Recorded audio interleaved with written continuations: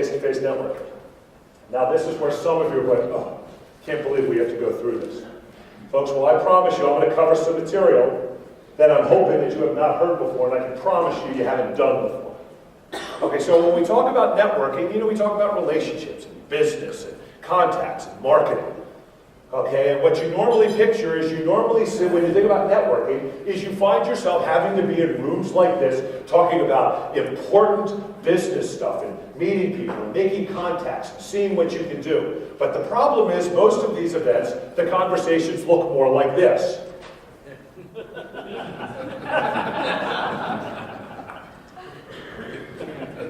I was actually hoping you guys were going to have Mexican for lunch. Okay, and then the one on the right really would have been good. Dinner last night. Okay, dinner last night. Thank you very much. Okay, good. I know there was no way you guys were coming here. We're not going to get something Mexican. Okay? And I put this up there because, I've been to more networking functions, whether they just be general small business ones or more, industry related. But this is what they're all like. And because of this, most of you hate this. Is there anyone here, just quick show of hands, that loves the idea of going networking? Show of hands, be proud. Okay, good. Because I won't lie to you, when I asked the question, there was about a half a second's notice where no hands went up, and I said to myself, oh shit, it could be no one. Okay, but I was wrong. Okay, good. There's about 10 of you in here. Okay, that like the idea of network. So the other 90 of you in here are going, I'd rather take a sharp stick to the eye than have to go do this. Okay, so why do we hate this? We hate this because most people walk around with that card. Hi, nice to meet you. How can you help me? But the real reason why most people hate networking, it's real simple. You never learned how to do it. Again, quick show of hands. Is there one person in this room that has ever taken a course, a class, a webinar, or read a book on the topic of networking? Anyone?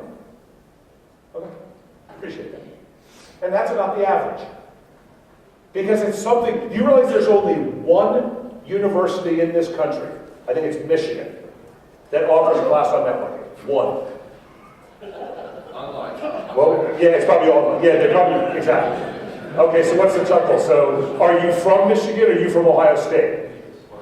I'm Spartan. Okay, there you go. All right. Okay, so the reason most of you hate this is because you never learned how to do this. Well, that's going to end right here. So, what is networking? We're going to make this very simple. It is connect as or operate as a network. Does that help anyone? No, it doesn't. It has no help whatsoever.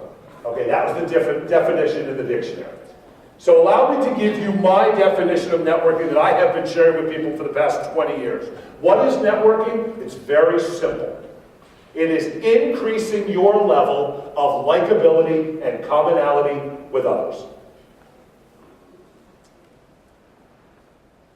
Now that little bit of silence was for drama.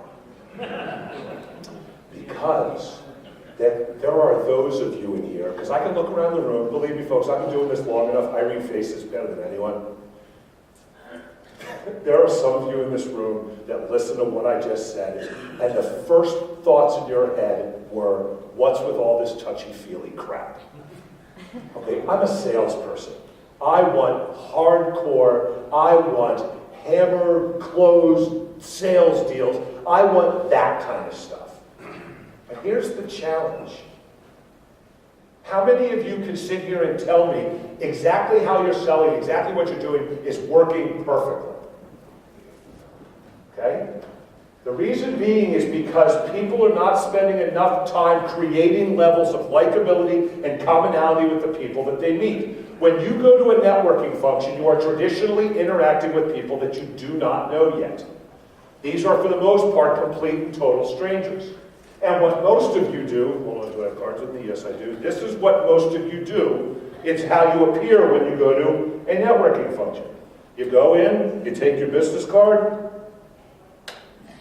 and this is what you do. And you walk around like you've got this billboard stuck to your forehead, okay, and you think that this is who you are. Now, for those of you that are concerned about getting the spittle business card, I'm going to put that in this pocket right here, and it will never come out, I promise. Okay? Sorry about that. But that's what most of you do, is you go in, hiding behind your business card. Yes, this is who I am. This is our company. This is what we represent. They don't buy from your company, they buy from you. The way that starts is creating likability and commonality. Very quickly, what is likability? Okay, it is the properties that make a person likable that allows them to be liked, namely friendliness, relevance, empathy, and often realness. It is those things that people like about you. Your sense of humor, your accent, how you dress, your attire, your warmth, things such as that. And I always mention, your accent, where you're from. I've lived in Arizona 32 years. If you can tell by my accent, I'm not a native Arizonan. I was born and raised in Pennsylvania, which means anytime I run into anybody on the East Coast, there's instant likability because they know that we're from the same part of the world. So when it comes to likability, what are some of the, how to become more likable? Number one, listen more than you speak. And in the world of sales, that's a challenge. Okay, I'm a huge believer. If you want to increase likability, listen twice as much as you speak. It's really that simple. Say you're talking to a new customer. If there's anyone in here that's relatively new to this industry, and you're still kind of in that learning phase, one of the easiest, simplest ways to get around the idea of talking too much is ask great open-ended questions, shut up, and listen. And what will happen is that other person will go, and at the end of the conversation, the person you've been talking to is going to go, wow, that was a great conversation, and you said nothing. Okay, it's the old line. God gave us 2 ears and 1 mouth for a reason. Okay, listen more than you speak. Be real, be vulnerable, be genuine. Now I know for some of you going, yeah, I've heard this, but the question is, this is one of my favorite things about speaking. I'll come back and I'll do another presentation for somebody like a year after I did my last one, and they'll always say things like, ooh, do you have all new stuff? What's the first question I ask them? Have you done the old stuff? And most of the time they haven't. That's why they want the new stuff. So for those of you that are going, yeah, I understand it, be real, blah, blah, blah, I get it. But here's the thing. You want to get somebody to create more likability with you? Get them to know who you really are.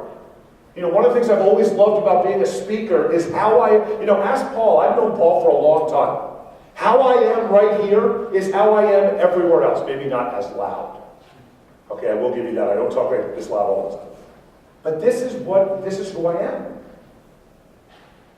We want to make sure the people that you are talking to, the people that you are selling to, the people that you are connecting with, that you are that same individual and you meet them at some sort of business event, that same person who's helping them solve all their problems, and that same person there to close the deal.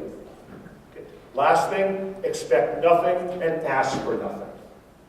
Zig Ziglar. I know I'm looking around the room, most of you in here have got to be Zig Ziglar fans. Zig Ziglar. Okay, you'll get everything you want out of life if you help them get what they want out of life first. Okay? What you're trying to do is solve problems, help these people, figure out what's going on in their world, how you can make their world easier. Okay? Expect nothing and ask for nothing. Commonality. We talked about likability and commonality. A state of shared features or attributes. How to create more commonality? Your hometown, college, kids, religion, favorites, hobbies, travels, interests, experiences, stores, career, etc. You noticed earlier a couple of times I mentioned I'm from Harrisburg, Pennsylvania. Do you guys care that I'm from Harrisburg, Pennsylvania? No. Okay, well that was a bit harsh. Okay, I know you don't care, but let's be nice. Okay, no. But seriously, do you think you care? No, you don't. You only care if you're from like Philly or Allentown or Pittsburgh or anywhere near Harrisburg. You'll also notice in my intro, okay, you'll notice that there was a bunch of stuff in there, blah, blah, blah, he owns this business, blah, blah, blah, who really cares? But then we got to the important stuff. Okay, I got 2 kids, Lindsay and Matthew, and I've been mentioning their name in my bio, in my intro forever because when they were really, really young when I started, they loved that I mentioned their names in my speeches. So it's still in there. But you'll notice, do you remember the 3 things that are my only real vices? Anyone? Mountain Dew cigars and wine. Okay, but you have, I mean, you don't remember the name of my business, you don't remember what I've done, and it doesn't matter. Because the point that I'm making is, I don't care if you remember the name of my company. But you're going to remember me going, yeah, I remember you, you're that red wine and cigar guy. Okay, that creates commonality. One of my favorite things to do about creating commonality is I'm going to show you an example of how this works. And we're going to do this very quickly. If I had time, I'd do it with everybody, but I'm going to need to do one person per table. So I'm just going to point at a table, and I need each person to give me one answer. The question that I want to ask is, because it's one of my all-time favorite things, is what is your favorite movie? Okay? Favorite movie? Go with the wind. Anyone? Braveheart. Elf. All right, now I have to stop for a second. Okay, I don't know this gentleman at all, but the fact that he just named, and Heidi Wilson here, a movie that I can recite 90% of the lines verbatim, okay, I have to introduce myself to him because we're brothers under the skin. World's best cup of coffee! Okay, the four food groups. Four food groups. Candy corn, candy cane, and syrup. And for those of you that are going, what the hell is he talking about? Come talk to us, we'll tell you. Okay? Favorite movie, back row. Animal House. Favorite movie, all the way in the back. What was that? Gladiator, thank you. Favorite movie? Godfather. Favorite movie? Airplane, what did you say? Thank you. Favorite movie? Right there. Okay, you guys can all look away, but I'm still going to point at your table. What about Bob? Great, favorite movie? But it's one of my favorite George Clooney movies. Oh my gosh. Favorite movie? Bad News Bears. Bad News Bears. Favorite movie? Blade Runner. Blade Runner. Favorite movie? Fast Times at Ridgemont High. There you go. Woo, Spicoli! Favorite movie? You know? Can I just hang with? How long are you guys here? How much can I just like spend the rest of the time? You guys are the coolest group. Favorite movie in the back? Caddyshack. Favorite movie? Few Good Men. Favorite movie? Great Escape. Hold on. Great Escape. What was the other one? Singing in the Rain. Thank you. Favorite movie? Right here. Platoon. Ladies, favorite movie? We're going with Dirty Dancing. Dirty Dancing. Good. Okay? I had to tell you, okay, please don't yell at me for being chauvinistic. It was either going to be Dirty Dancing or The Notebook. Okay? It never fails. Okay? So good. Dirty Dancing. Favorite movie? Lord of the Rings. Lord of the Rings. Okay, so here's the point I'm making. Okay, we're all in this room and we're all listening and, you know, we're all sitting here, you know, listening to all this stuff and we're covering all this material. And I completely changed topics to talk about one simple question. Okay, we learned some things about people in here. That's the point of commonality. Okay, I've written 3 books on the topic of networking. One of them is called Breaking the Ice, 306 Great Conversation Starters. I cannot tell you how many conferences and conventions I've gone to where I've gone up to people and go, hi, Dave Sherman, nice to meet you, blah, blah, blah, what do you do, blah, blah, blah, what do you do? Hey, by the way, what's your favorite movie? And every so often, somebody will tell me a movie that is so horrible, I will never forget that. Okay, no exaggeration. Okay, movie buffs, do you remember a movie called, oh, it's so bad, Big Trouble in Little China? Okay, I have met... I'm really glad you didn't say anything because I would have confused you. I know 3 people that say that is their favorite movie. If you've never seen it, it's horrific. It is... Come on! Kim Cattrall should have been thrown out of the entire industry for that movie. Okay, I digress. So, the point that I am making is there's a million things that you could be using for commonality and likability. Okay, we'll talk about more of those as we get through this. So, action steps. When it comes to doing this, what is networking? I want you to relax. Just take it easy. Okay? Stop selling, stop prospecting. Please remember, networking is not trying to find somebody looking for your product or service. That is prospecting.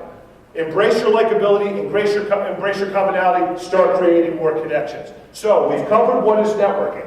Let's take a look at the next thing. The biggest hurdle most of you have when it comes to networking, and I'm looking around at all you know, hard-working, brave salespeople out there, the biggest problem you have about networking is the